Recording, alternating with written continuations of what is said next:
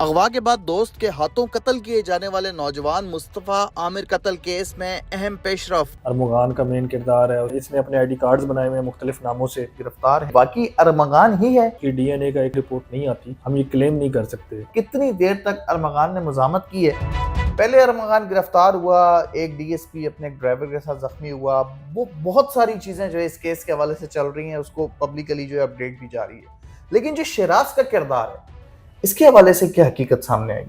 देखें, एक तो सबसे पहले मैं ये कहूँगा कि ये एक ऑन गोइंग इन्वेस्टिगेशन है और दौरान तफ्तीश अभी बहुत सारी चीज़ें हतमी तौर पे नहीं कही जा सकती। ये हतमी चीज़ें तभी होंगी जब हम चलान फाइनल पेश करेंगे। उसका किरदार जो सेक्शंस के हवाले से, अगर शिराज का क्या किरदार है, उसमें अरमगान का मेन किरदार है, उसके अलावा इनके साथ अगर कोई और बंदा शामिल है तो उनका क्या किरदार है, वो सारे ये हमारी चलान की फ़ाइनल स्टेज के ऊपर जब हम चलान पेश करते हैं तो उसमें वो दर्ज होता है। तब तक उसमें हम कुछ चीज़ हतमी तौर के ऊपर वो नहीं कह सकते।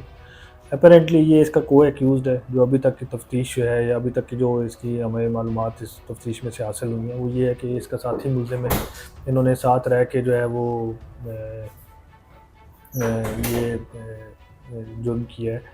फिर ये इसको बलूचिस्तान लेके गए, वहाँ से जैसे वहाँ पर एफआईआर की मौजूदगी है, वहाँ पर अननोन डेड बॉडी की है, उसकी भी अभी हमने गो के हमें मालूमात काफ़ी हद तक हमें सर्कमस्टेंशियल एविडेंस उसी तरफ लेके जाता है। लेकिन अभी भी जब तक उसकी डीएनए का एक प्रोसेस की हतमी रिपोर्ट नहीं आती, हम ये क्लेम नहीं कर सकते।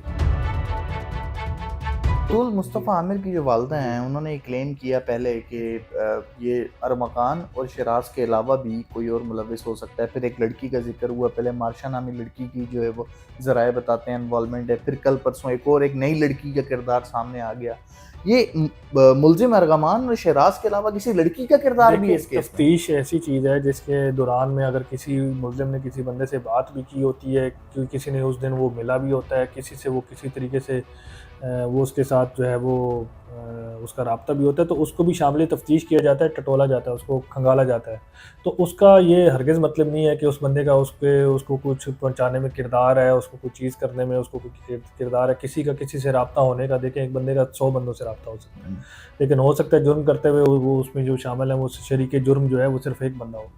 तो इस तरह देखें, किरदार तो काफ़ी सामने आए हैं। शायद हो सकता है कल भी परसों भी कोई जो है मज़ीद किरदार सामने आए, लेकिन अब उनका एक्चुअली उस जुर्म के हवाले से क्या किरदार है वो तो देखें तफ्तीश में किसी सबूत के साथ ही होगा। तो जब तक उनके ऊपर कोई सबूत नहीं आता उस पर हम कोई हतमी बात नहीं कर सकते हैं। इस तरह के तो नाम बाद में भी आते जाएंगे, लेकिन हमें तो तफ्तीश में जो सबूत जिसके ऊपर आएंगे वो तो अभी तक जो मरकज़ी मुल्ज़िम है उसके ऊपर हैं।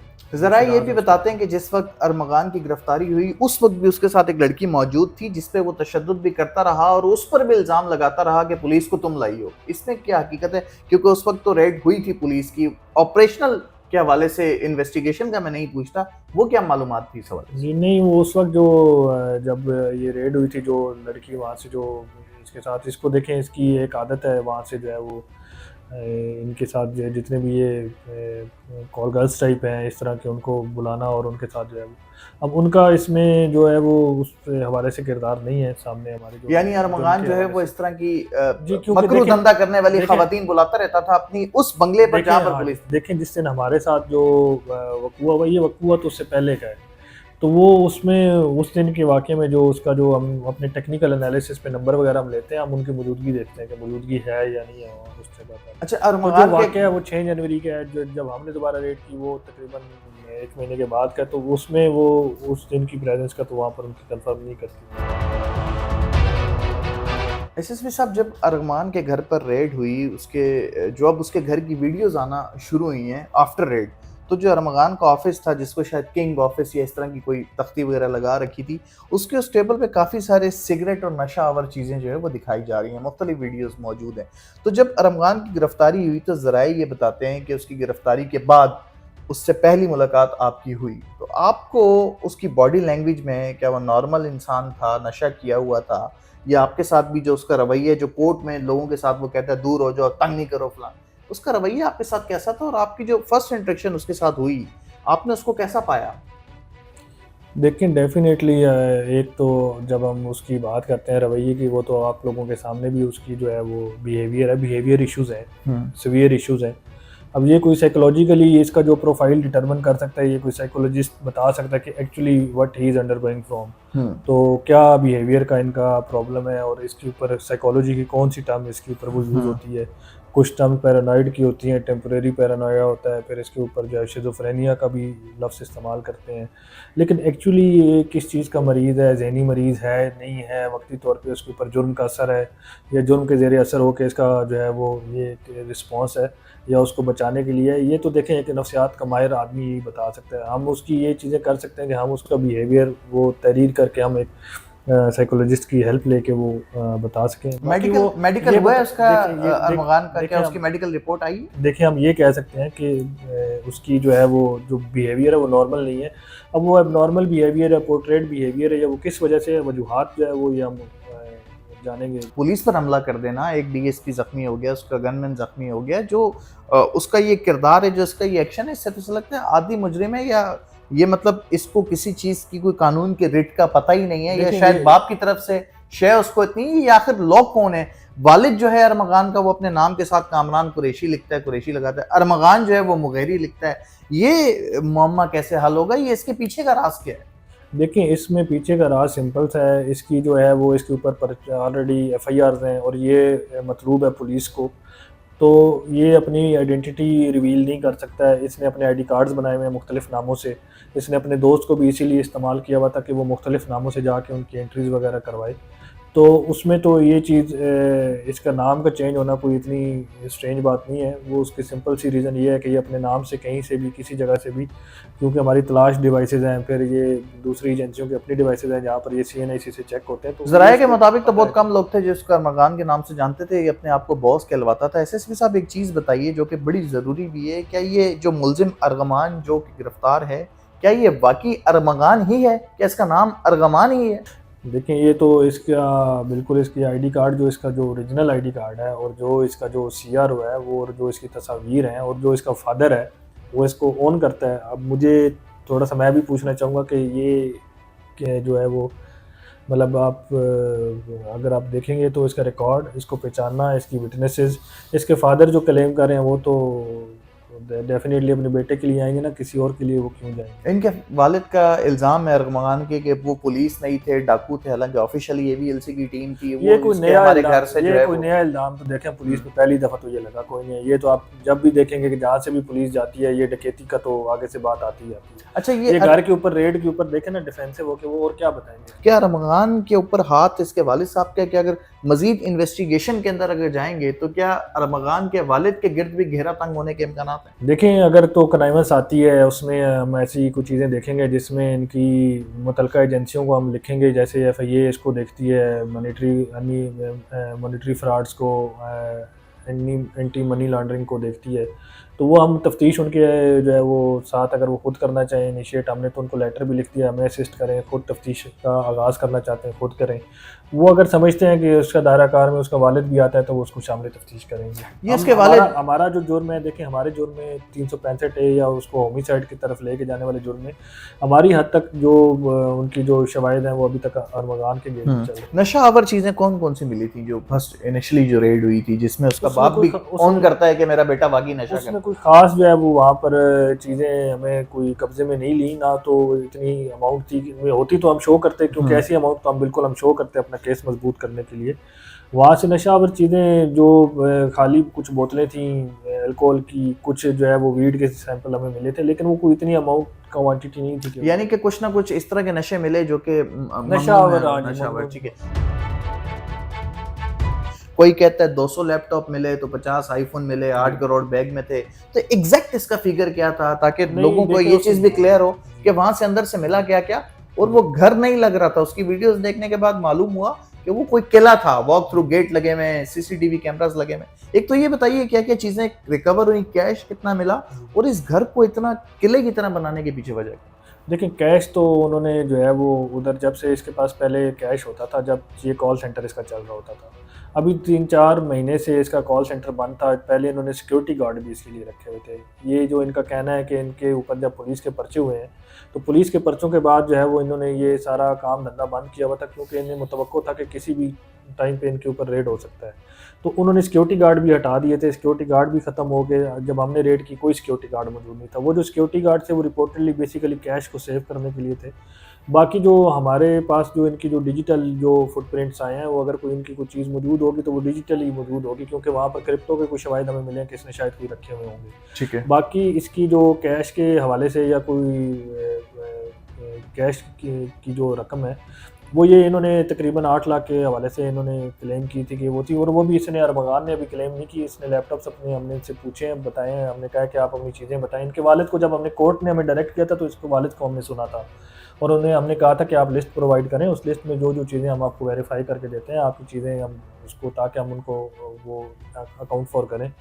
तो उसमें तकरीबन इन्होंने अराउंड 100 के करीब लैपटॉप्स बताए थे, जिसमें से 64 लैपटॉप्स हमारे पास थे जब हम इनको लेके आए हैं, और कुछ लैपटॉप्स इनके फादर को जो है वो जब इनका घर दोबारा दिखाया गया था तो उनको हैंड ओवर जो है वो जब कोर्ट ने कहा था कि उनकी तसल्ली वगैरह करवाएं, तो उनके फादर ने जब वो घर में देखा तो उन्होंने तसल्ली का इज़हार किया था। बाकी इनका डिस्प्यूटेड क्लेम हमेशा होता है, वो इन्वेस्टिगेशन को डिस्प्यूट करने के लिए, पुलिस के रेड को डिस्प्यूट करने के लिए, असल चीज़ से ध्यान हटाने के लिए ये लाजमी इस्तेमाल किया जाता है। ये चीज़ें कॉन्फिस्केशन के लिए इसलिए ज़रूरी होती हैं कि अगर आपका एंटी मनी लॉन्ड्रिंग का पैसा है, अगर आपके पास पैसे ज़्यादा मौजूद हैं, तो वो कन्फिस्केट करके इसलिए किए जाते हैं कि वो पैसे आपके ख़िलाफ़ ना इस्तेमाल हो सके।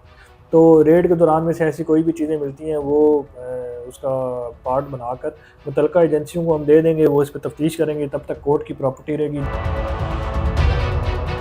अच्छा, एसएसपी साहब, ज़राए ये भी कहते हैं कि जब अरमान गिरफ्तार हुआ और जब अरमान इसी एबीसीसी के सेल में लाया गया तो उसको उस रात जो है वो मेहमान बना दिया गया। ज़राए बताते हैं कि मैकडोनल्ड्स के बर्गर उसके लिए मंगाए गए, डंकी डोनट्स मंगवाए गए, और उसको जो है इस तरह ट्रीट किया गया जैसे वो मुलजिम नहीं एक मेहमान है। क्या सदाकत है इस हवाले से, या उसकी हैंडलिंग इतनी मुश्किल थी कि उसको इस तरह का प्रोटोकॉल देना पड़ा?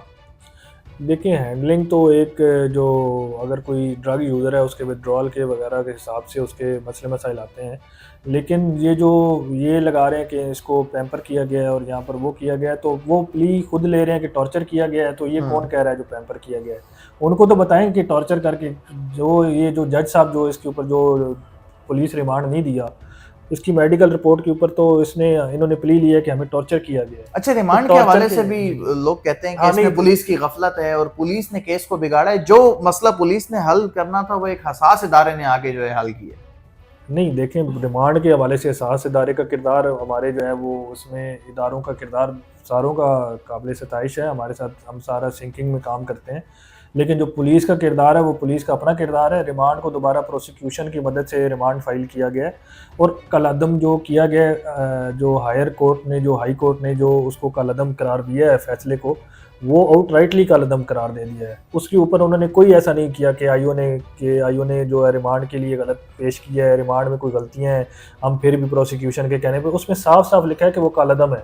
अगर पुलिस की इसके ऊपर कोई गलती होती या कोई इसमें पुलिस पहले फाइल करने पे होती तो इस तरह का फैसला नहीं आता। आप फैसला पढ़ें, फैसला बड़ा क्लियर है। मकतूल मुस्तफा आमिर और की जो वाला दूसरी बात मैं आपको वो टॉर्चर वाली रिपोर्ट की बात करूं कि पहली रिपोर्ट में जो ये कह रहे हैं कि ये पैम्पर हुआ है, तो वो मेडिकल रिपोर्ट जो टॉर्चर की है वो उसके ऊपर तो वो लिख रहे हैं कि हमें ज़रबें आई हुई हैं और वो चीज़ें आई हुई हैं, उधर उसके ऊपर उसको जेल कस्टडी कर रहे हैं, और इधर ये बता रहे हैं कि हम जो है वो इसको। अच्छा, आमतौर पर मुल्जिमान जो है वो पुलिस को अलग बयान देते हैं, अदालत जाके मुकर जाते हैं। शहराज की जो इब्तदाई तहकीकात हैं जो इस हवाले से, इन्वेस्टिगेशन तो अपनी जगह, लेकिन एक इब्तदाई तहकीकात होती है, उसमें कहते हैं कि शहराज ने इस बात को ऑन किया है कि एक लड़की के मामले पर जो है अरमगान की मुस्तफ़ा से लड़ाई हुई, काले रंग के रॉड से मारा, फिर हम लाश गाड़ी की डिग्गी में डाल के ले गए बलूचिस्तान, और फिर वहाँ से सुजुकी वाले से लिफ्ट ली और 2000 किराया दिया। ये बातें जो शहराज बता रहा है, इसमें कितनी हकीकत है? देखिए, ये सारी चीज़ें हमारे सामने बताने की जितने भी मुल्ज़िमान हैं उनकी एविडेंशरी वैल्यू नहीं है। हम ये बातें, वैसे ये सारी बातें शहराज ने बताई हैं। देखिए, ये सारी बातें अगर हम बताएंगे भी तो उनके घर वाले भी अभी डेफिनेटली आपके तवज्जुह से सुनेंगे, वो भी परेशान होंगे, और उनके वकला भी डेफिनेटली उसी अकॉर्डिंगली। तो केस के हवाले से मैं पूछना ही चाह रहा हूं कि शहराज का जो बिहेवियर है वो भी अरमगान की तरह है कि वो हकीकत को ऑन कर रहा है। जो चीज़ें हैं ना, जो चीज़ें केस के हवाले से मैं आपको बता सकता हूँ वो ये हैं कि जो हमने उनको प्ली दी हुई है या जो जिस चीज़ के ऊपर हम वो बात करें, वो हम ये कह रहे हैं कि आप जो फैक्चुअली करेक्ट है वो बातें बताएं। हमारा बहैसियत पुलिस ऑफिसर ये काम है कि हमने जो जो एविडेंस इकट्ठा किया हुआ वो इनके सामने रखें और इनको कन्फ्रंट करें। हम इनको ये चीज़ें इनके सामने लाएं कि ये चीज़ें हमें मिल चुकी हैं, ये चीज़ें हमारी बरामद हो गई हैं, तो आप इसको इसका इसका क्या आप इसके जवाब देते हो? ठीक है। तो वो देखें, जो चीज़ें जिन चीज़ों का सबूत हमारे पास है उनसे तो उनको इनकार नहीं है। ठीक है। वो क्योंकि उनके सामने बिल्कुल वही चीज़ें हैं जो चीज़ें इनको पता है। लेकिन उसका वालिद अब तक हर चीज से इनकार कर देखिए, रहा है। वालिद तो उस वक्त बीच में मौजूद नहीं था, वालिद तो ये बाद में वैसे इनके वालिद का ताल्लुक कहाँ से है, ये आते कहाँ से हैं, इनके वालिद कहाँ, वो इनके कह रहे हैं मैं वालिद जांगा मांगा से आ रहा हूँ, वो इनके उल्टी वालिद सीधी बातें करने लग देखिए, जाते हैं। इनके उनका वालिद बेसिकली कारोबार क्या है? इनके वालिद का एग्जैक्ट कारोबार तो हम अभी नहीं बता सकते, क्योंकि इनका वालिद हमारा पॉइंट ऑफ इंटरेस्ट नहीं है, ना हमारा जो है उसके साथ नहीं, है। वालिद इसका लेकिन इलीगल इसके एक्टिविटीज, इलीगल कारोबार देखिए, वो करता है कि लीगल कारोबार? एक हियर से है कि ये पहले मुलवस रहे हैं इस तरह की ठीक है। सरगर्मियों में। अभी करंटली एक्टिव हैं या नहीं है, ये तो अब मुतल्लिका इदारे बता सकते हैं। जो मुस्तफ़ा आमिर, उनकी वालदा जो है एवीएलसी पे तो एतमाद का इजहार करती हैं, लेकिन जो ABCC एवीसीसी पे एतमाद का इजहार करती हैं, लेकिन जो वो कहती हैं कि जो फर्स्ट एफआईआर हमारी हुई जो साउथ पुलिस के हवाले से इन्वेस्टिगेशन की कोताही और मैं उन पर भी पर्चा दूंगी, तो ये तो रैंसम की कॉल आई तो एवीसीसी जो है वो यहाँ पर इन्वॉल्व हो गई। 20-25 दिन बाद कोई ना कोई सुराग लगना शुरू हुआ। तो अगर एवीसीसी की इन्वॉल्वमेंट नहीं होती, ये केस तो पता नहीं कहाँ उसी टाइम लटका रहता और ये तो किसी तरफ जाता ही नहीं।